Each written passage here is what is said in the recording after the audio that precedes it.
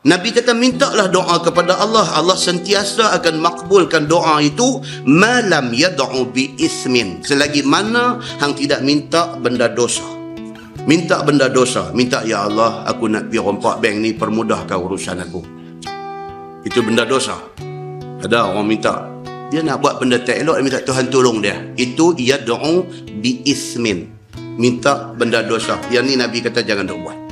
Au qati'ati rahimin, ataupun minta doa dalam hal yang menyangkut tentang nak putus silaturahim.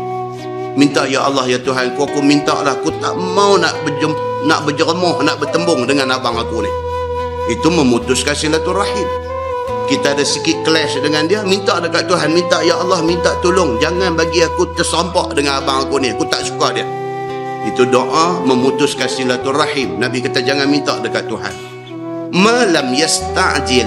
Dan yang ketiga, jangan sampai hang jadi orang yang berdoa tapi tergesa-gesa. Yasta'jil adalah hadis lain. Nabi kata al-ijlatu minasyaitan wa ta'anni minallah. Ijlah, kelang kabut, nak cepat, nak, ini syaitan punya kerja.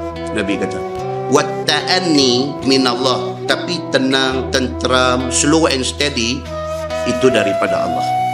Minta doa tak mau, minta semua nak cepat. Minta ya Allah nak result dia nak cepat. Kalau lambat nak marah Tuhan. Nabi kita tak mau macam tu bila berdoa.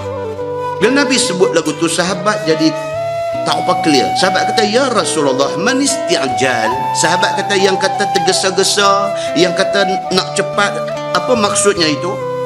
Qala Nabi sallallahu alaihi wasallam yaqulu qad da'awtu wa qad da'awtu falam ara yastajibu li. Nabi kata contoh, satu orang dia merongot, qad da'awtu, aku minta ni dah berapa kali minta dah, dia kata Tuhan tak mau nak bagi-bagi lagi. Ini orang isti'jal, ini orang kalut, nak cepat. Maka bila sahabat tanya Nabi, ya Rasulullah, yang kata al-isti'jal, yang kata kalut, kelam kabut, gopoh nak cepat ni apa dia? Nabi kata contohnya, satu orang yaqul, dia berkata qad da'awtu, aku minta apa kali dah aku minta, falam ara yastajibu li, aku tak nampak Tuhan nak approve permintaan aku, Tuhan nak luluskan permintaan aku. Fayastahsiru 'inda dhalik, maka dia give up, dia putus asa, dia tak mau dah berdoa. Wa yada'u du'a, dan dia tinggal doa, dia tak mau lagi dah doa. Dia kata ni semua karut, dia kata hang buat kerja, hang dapat hasilnya.